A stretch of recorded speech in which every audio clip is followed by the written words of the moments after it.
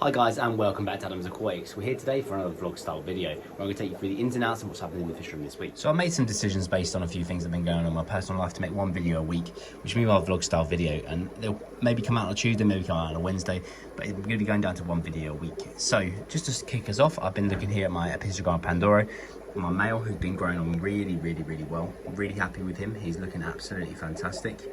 And my two females going really well. This tank is starting to take off really good. I'm happy with the plants. We have got this green string algae keep growing. Hopefully the apple snail down here will take care of it. So what we did this week was, last night I did a 50% drain. So I drained down to here. And then I left it overnight and then I filled it up. And this is to genuinely simulate the dry season and the wet season, which should help them breed. That's something that I've read about pistos that can help to simulate breeding. So hopefully in the next few days we should get a few spawns, and then hopefully we'll move on from there. So my Epistogar Macacotoides is going really well as always. And my male down there, he's been quite skittish recently, and the female has been taking up residence in this cave, which normally means that there's fry in this tank. A few more days and we should know for certain. The only problem with that is that this cave is quite exposed. It's quite an open cave, so I'm not too sure whether that's actually true or not. When I had my previous breeding in this tank, there was a previous pair that bred in these two caves here, or in that pot there. So I don't know, we've got fingers are crossed, but we're not too sure. So my Epistogar Master Eye tank, my male has got a bit of a swim bladder issue where he's just sticking to the bottom of the tank. So I've treated this tank with some salt, which should hopefully clear that up, and I'm going to be feeding them a couple of peas, which should help to clear the bloat a little bit. He hasn't got any bloat, but then it might be some gas stuck inside him. He's hiding in this cave here. He's absolutely fine. He comes out and eats. He's still really active, so hopefully I'll treat him with that, and then he should be back to normal next week. So we've still had no luck when it comes to Agassiz breeding. He's just not really taking to the females. She's kind of dug a bit more a pit, that you can see that she's kind of trying to protect herself from him. And the other female normally hides in this Amazon sword at the back, but I have no idea where she is at this present moment in time. What we're going to do is next time we do a water change, we're going to suck out all the mulm that's knocking about in this tank, hopefully clean it up a little bit, and then give them a nice, really fresh water change. Should hopefully get them to start breeding. That's the plan anyway. Get a bit frustrated with the Agassiz, to be honest. I've had no luck so far. It's a bit gutting. Trying everything that I can: live foods, fresh foods, frozen foods, prepared foods, everything. Water parameters, literally trying everything that I can to try and get these guys to go, and they're just not having it.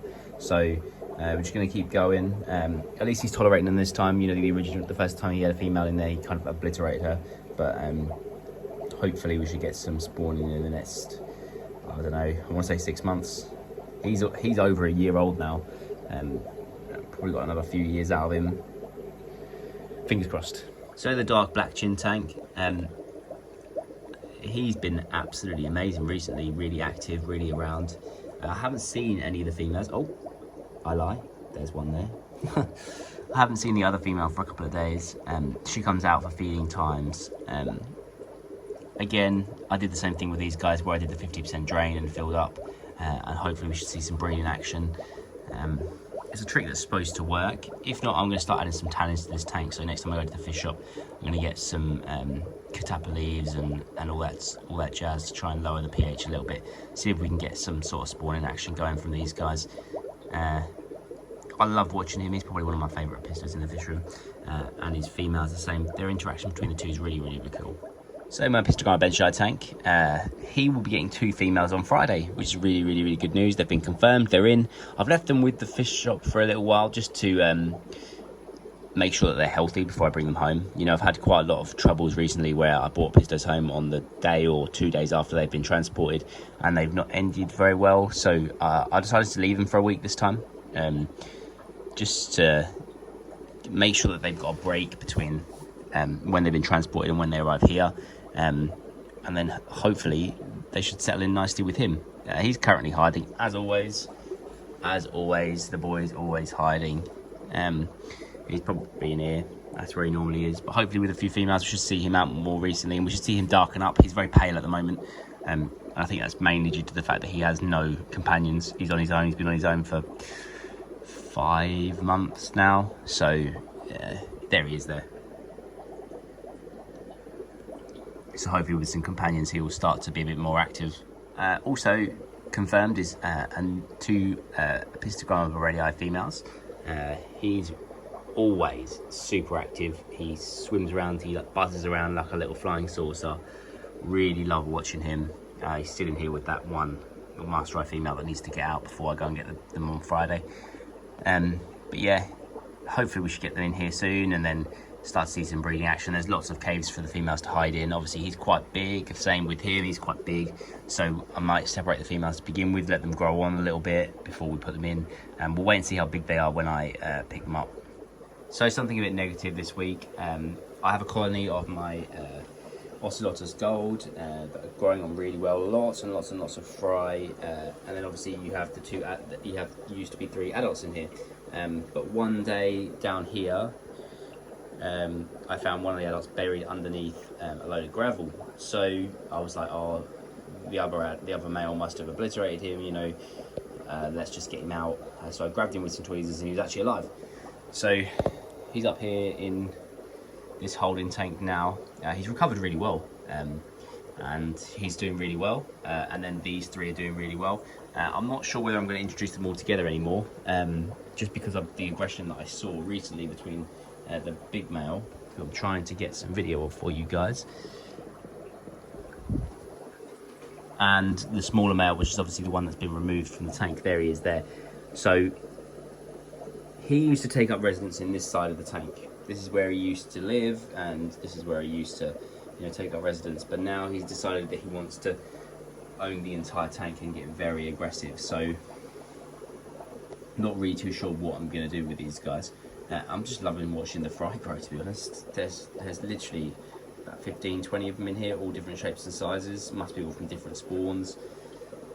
You know, the biggest one's probably a little bit smaller than these guys, and then the smallest ones are wriggling fry. So yeah, again, love watching these guys. Really cool, really interesting to watch. I feed it really heavily, that's why you can see all this food knocking about. But yeah, it's a really cool tank to watch. Highly recommend these guys, as I said before. So one thing I did want to talk about is burnout. So, you know, recently I've been feeling a bit of burnout. Not with these guys, just obviously I've been really stressed out at work recently. Lots of stuff going on, and the fish have kind of suffered for it a little bit in terms of my time. I've obviously still been doing the water changes, and I've still been doing feedings, etc, etc, but I've not been spending the quality time that I should in terms of sitting out here watching them grow, interact with each other. So that's come at the cost of, obviously, because of my work. And I just highly recommend that, you know, in the last couple of days I've got back out here more, and I feel a lot less stressed. And I'd say that's mainly due to the fact that, you know, I'm out here watching these guys. You know, it's very distressing. It's nice. It's calming. You know, it's that bit of nature, slice of nature in your home. So if you haven't got a fish tank and you watch this channel, I highly recommend you get one. And you can always get some pistos from me. I've got some available. So drop me a message on Instagram. I've been very inactive on Instagram at the moment. Same type of thing. Been a bit burnt out with what's going on and just trying to get the schedule all together. And I'd rather focus my time on the fish, which is what I've been doing. So in terms of not just coming out here to make a video, it's just been better just to come out here and spend the time with the fish, interacting with them. So if you like this video, make sure you like and subscribe. Follow me on Instagram at AdamsDogVoice, and join me next time for another vlog style video. See you then.